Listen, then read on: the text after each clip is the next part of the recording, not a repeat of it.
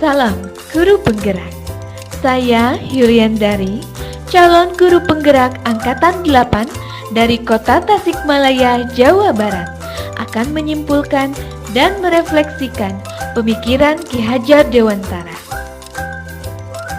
Setelah mempelajari pemikiran dari Bapak Pendidikan Nasional kita, Ki Hajar Dewantara, memberikan saya banyak sekali pengetahuan dan pengalaman serta perubahan, mulai dari konsep pembelajaran hingga dapat memaknai peran saya sebagai guru dalam menuntun pembelajaran, baik di dalam maupun di luar kelas.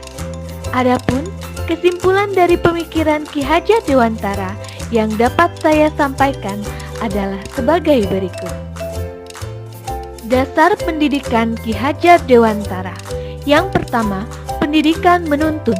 Tujuan pendidikan yaitu menuntun segala kodrat yang ada pada anak agar mereka dapat mencapai keselamatan dan kebahagiaan yang setinggi-tingginya, baik sebagai manusia maupun sebagai anggota masyarakat.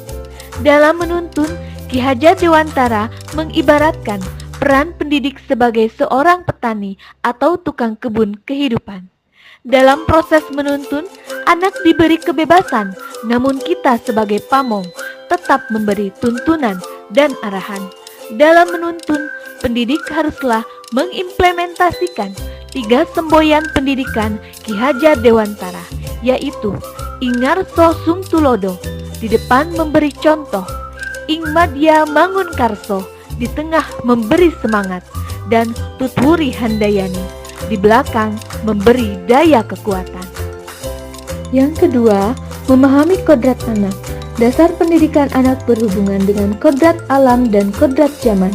Kodrat alam berkaitan dengan sifat dan bentuk lingkungan di mana anak berada, sedangkan kodrat zaman berkaitan dengan isi dan irama. Pendidikan anak sejatinya menuntun anak mencapai kodratnya sesuai dengan alam dan zamannya. Ketiga, berpihak pada anak.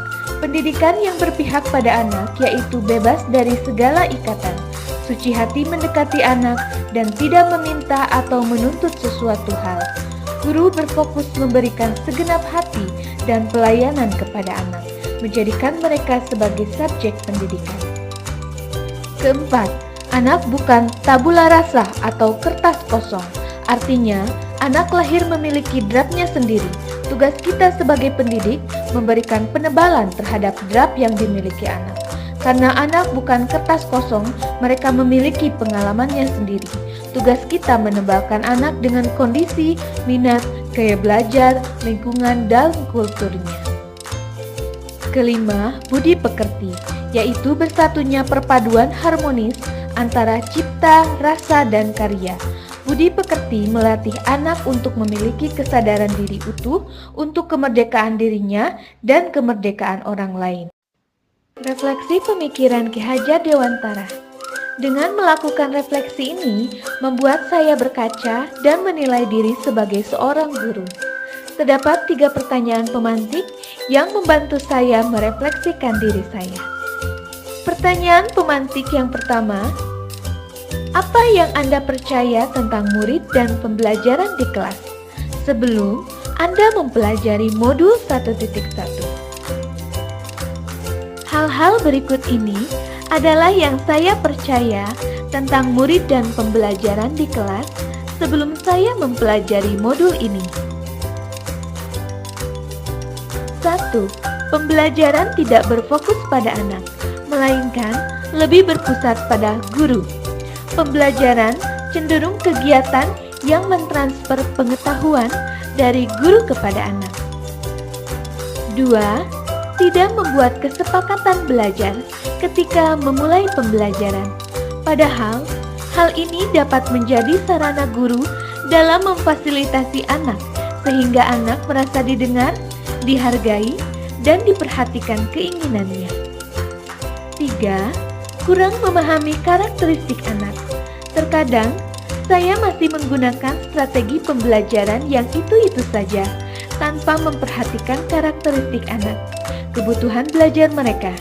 Saya juga sering memberikan penugasan yang tidak memberikan kebebasan kepada anak untuk menuangkan pemikiran sesuai dengan kemampuan dan bakatnya. 4. Mengutamakan pencapaian materi dan ketuntasan kurikulum, sehingga tentu fokus pembelajaran hanya tercapai saat nilai akhir apabila sudah sesuai dengan KKM. 5.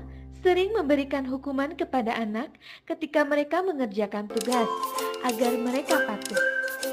Pertanyaan pemantik kedua, yaitu apa yang berubah dari pemikiran atau perilaku Anda setelah mempelajari modul ini? Ternyata, setelah saya mempelajari modul ini, ada yang berubah dari pemikiran dan perilaku saya. Seorang guru harus memahami karakteristik anak, memberikan penilaian yang baik terhadap kodrat anak, sehingga nantinya guru dapat menentukan pendekatan, strategi apa yang baik yang dapat dilakukan dalam proses pembelajaran. Guru harus dapat memberikan keleluasaan pada anak didik dalam membuat kesepakatan belajar bersama. Hal ini saya anggap perlu dan akan menjadi rencana saya nanti di kelas.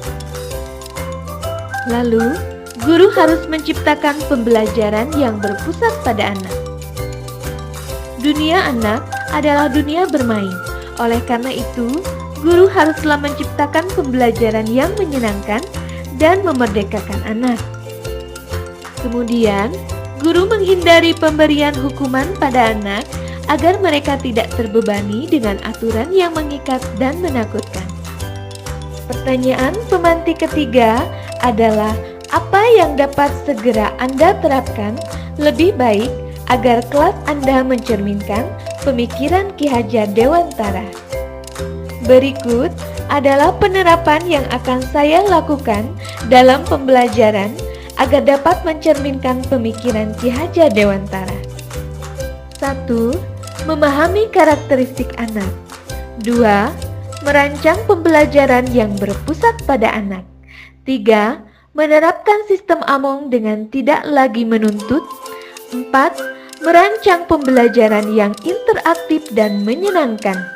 5. Menerapkan pembelajaran berbasis kearifan lokal dan budaya.